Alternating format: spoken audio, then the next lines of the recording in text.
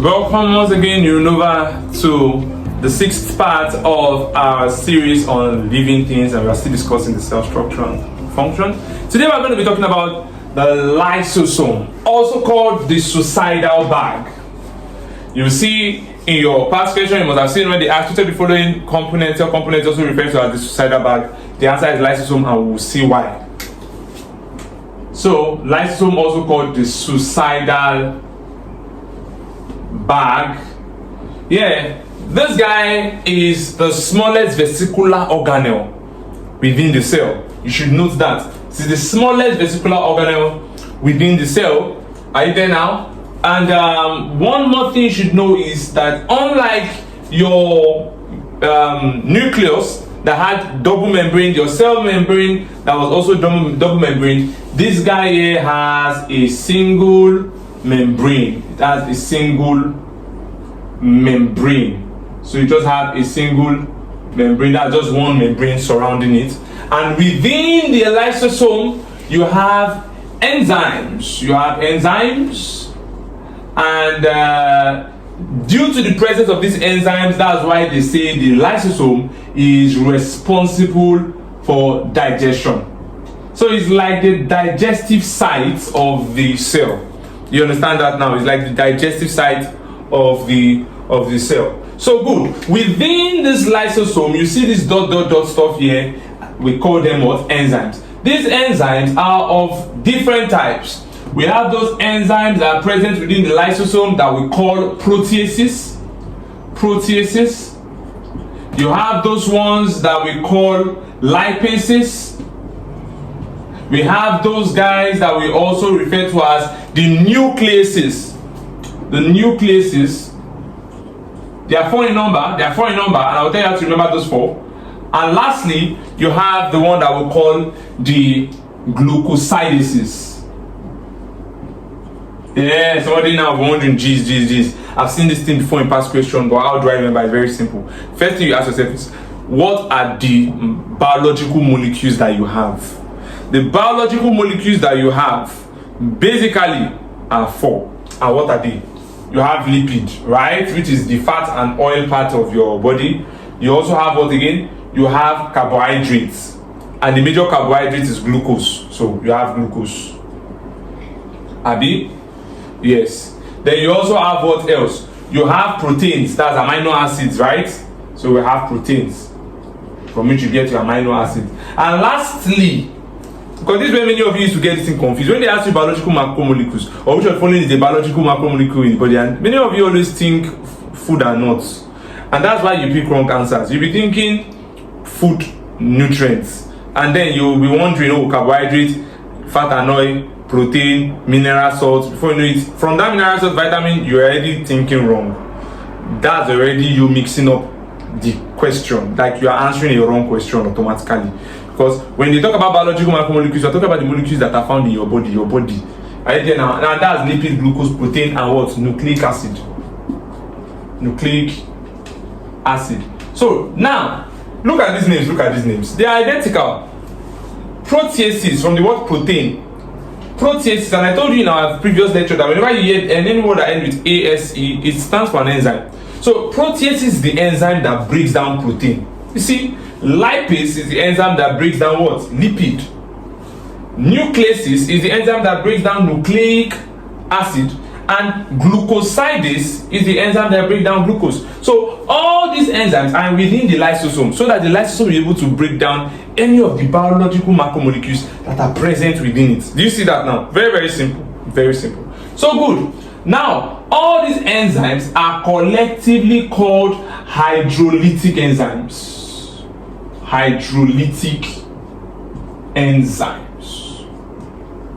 JAMB question. Which of the following is not an hydrolytic enzyme? Automatically, you know that anything aside from this is not an hydrolytic enzyme of the lysosome.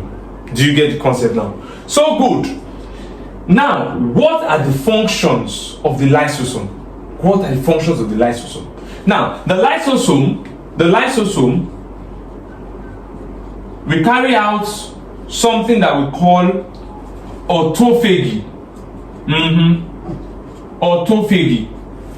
What's autophagy? Very, very simple. Now, within the cell, you can have, let's take for instance, this is a cell. This is a cell. And this is the lysosome here. And at this point here, you have the ribosome. Maybe this is a ribosome here. Maybe this is a ribosome. Good. In the cell. You have the nucleus somewhere here. You have the endoplasmic reticulum, all those things. Don't worry, this is just a caricature diagram just to explain this concept. Later we'll do something more professional. Now, this lysosome that you see here, for instance, has all this enzyme. Now, if, for instance, the ribosome in this cell is worn out, it has gone through a stressful day and now it is damaged. It's a worn out structure. It's no longer functional. And at this point, when something is not functional, you need to do what? You need to remove, recycle. You understand what I'm saying now? You have to do something about it. It has to be removed. Good. Now, it's the lysosome that enables you to remove it. I get what I'm saying now. It's the lysosome that enables you to remove it. So when the ribosome is damaged, what happens is that a vesicle will be formed around the damaged organelle. So not just lysosome now. Not just ribosome. I just use ribosome as an example. Any organelle in the cell. So a vesicle will be formed around it. And when that vesicle is formed around it, the lysosome will now release the enzyme suitable to what? To degrade that component. For instance, now, if you are thinking neuronova scientists, I want you to think now. What did we say our ribosome is made up of when we were talking about it earlier? We said ribosomes are formed from mRNA combining with what? With your what? With your ribosomal protein. That's where I'm going to. So that ribosomal protein now that we said is present in the ribosome means that your ribosome is rich in protein. And since your ribosome is rich in protein, which of these hydrolytic enzymes do you think will act on the protein to degrade it? Proteases for this case. So it means that proteases will now go and act they will be released from the lysosome and do what? And act on that ribosome, degrading it. That's the concept. So that process where an organelle that has been worn out, I get me now, is removed or is degraded, is called autophagy. So that's one of the functions of the lysosome. It carries out the functions of what? Autophagy. Now, what is another function of the lysosome? Very interesting one now. I like this one so much. That one is called autolysis. You must not mix up these terminologies. Autophagy was what? Autophagy was a particular organelle in the cell was damaged, right?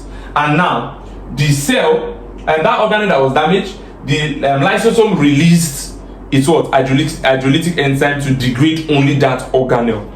That's it. And we use ribosome as an example. Okay. In autolysis, imagine the cell itself, the entire cell itself now is bad, is damaged, is worn out. I get what I'm saying now. The cell now is bad, it has grown now, it's time for cell death. I get what I'm saying now. So when this cell is damaged, in fact, this thing has its role in oncology, that's in cancer science, but that's a bit advanced. When cells get damaged, what happens is that your body recognizes those damaged cells. And when your body recognizes those damaged cells, it is the lysosome that will now commit the suicide for that particular cell. You know you have billions of cells in your body. So if one cell is damaged, for instance, or a number of cells are damaged, what will happen is that the lysosome will do what? It will burst open. When it bursts open, remember, with all these plenty things inside of it, if it bursts open, that means this hydrolytic enzyme will freely be swimming around the cytoplasm, right? And what will they be doing?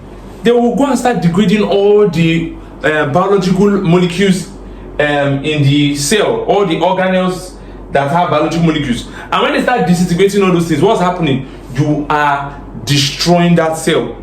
So the lysosome recognizes when a cell is worn out, and if its cell is worn out, the cell where it is worn out, it just bursts open, and when it bursts open, it releases all those enzymes, and when it releases all those enzymes will degrade the entirety of the cell. And that process is called autolysis. That's the reason they call it the suicidal bag. Remember I told you I was going to come back to tell you why they call it the suicidal bag? That's why. Because when the cell is worn out, it's the one that kills itself. It's the one that kills the cell where it was present. So that's how it works. Burst open, release enzyme, and that degrades the cell completely. That's the function of the lysosome. One last thing the lysosome does is that it does digestive function. You understand that now? So maybe there is a material that comes into the cell, it degrades those material. So it's not as if it only degrades organelles. That's what I'm trying to say. So it also degrades those materials. So that is that for the concept of lysosome. So you need to remember that the lysosome is suicidal bag by nickname. You need to remember that it has one membrane organelle. You have to remember that there were enzymes inside of it. You have to remember that those enzymes are called hydrolytic enzymes of 4 types. Proteases, which will what? Degrade protein. We have lipases, which will degrade lipid. We have nucleases, which will degrade nucleic acids, and then we now have glucosidases, which will degrade glucose. And we explore the functions of the lysosome. We'll talk about autophagy. Remember where the lysosome is destroying worn-out organelles, and then autolysis, where the lysosome is becoming self-destructive to the cell by busting open, releasing its enzymes, and the enzymes start degrading the component of the cell. In fact, that process of autolysis is what initiates what we call natural cell death. That's what initiates natural cell death. You must have heard of natural cell death, right? It's what initiates natural cell death, which is also called apoptosis. Apoptosis. Remember, cell death are of 2 types: necrosis, apoptosis. But for now, what this autolysis really links up to is the natural cell death, apoptosis. Yeah, so that was what we concluded in this lecture, and that's all for lysosome. I need you guys to do yourself favor of making sure you take note of these stuff, study them very well for your JAMB exam, even very contributive to YX students and other broad advanced exams. You understand that now? So do well to make sure you subscribe to our channel so that whenever we make videos like this, you have access to it, and also click on the notification bell. As well, do well to comment on the comment section down below in case you have questions, and we'll respond to you duly via videos or theoretical responses.